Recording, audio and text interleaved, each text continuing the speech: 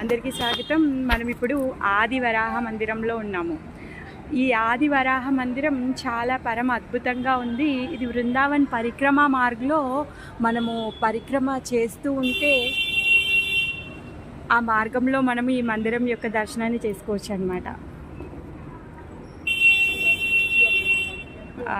ఈరోజు మా అదృష్టం చాలా, ఎందుకంటే దీనబంధు ప్రభు వారు దర్శనానికి వచ్చారు ఇక్కడికి. ఆయనతో పాటుగా మేము ఆదివరాహ స్వామి దర్శనం చేసుకున్నాము. దీనబంధు ప్రభుపాద శిష్యుల్లో అగ్రగణ్యులు. తను బృందావన ధామాన్ని చాలా పరమ అద్భుతంగా వర్ణించి చెప్తారనమాట. ఆయన కృష్ణుడి యొక్క లీలలన్నీ ఆయన ముందే నడుస్తున్నట్టుగా ఆయన చాలా బాగా వివరించి చెప్తారు. ఆయన పుస్తకాలు కూడా చాలా రాశారు. బృందావనంలో కృష్ణుడు చేసినటువంటి లీలలు, లీలా స్థలాల గురించి. ఆయనతో మాకు ఈరోజు ఆదివరాహ స్వామి దర్శనం చేసుకున్నాము. మా అదృష్టము. మీ అందరికీ కూడా దర్శనాన్ని ఇప్పిపోతున్నాము.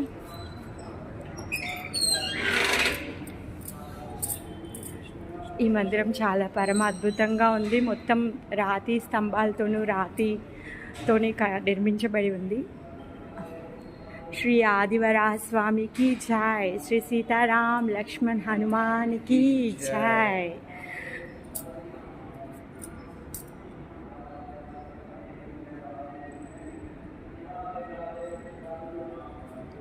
ఏదైతే మనం దర్శనం చేసుకుంటున్నామో ఆది వరాహ స్వామి, ఈయన సాక్షాత్తు కృష్ణుడే ఈ రూపాన్ని తీసుకుంటాడనమాట.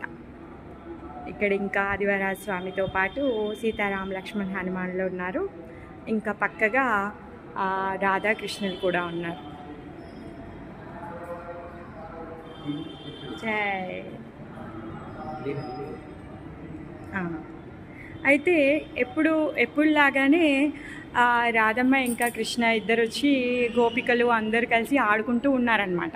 అయితే ఒకరోజు మాటల్లో కృష్ణుడు ఏమంటాడంటే, నేనే దేవాది దేవుని, నేనే సర్వస్వము, అంతా నేనే అనేసి అంటూ ఉంటాడు కదా.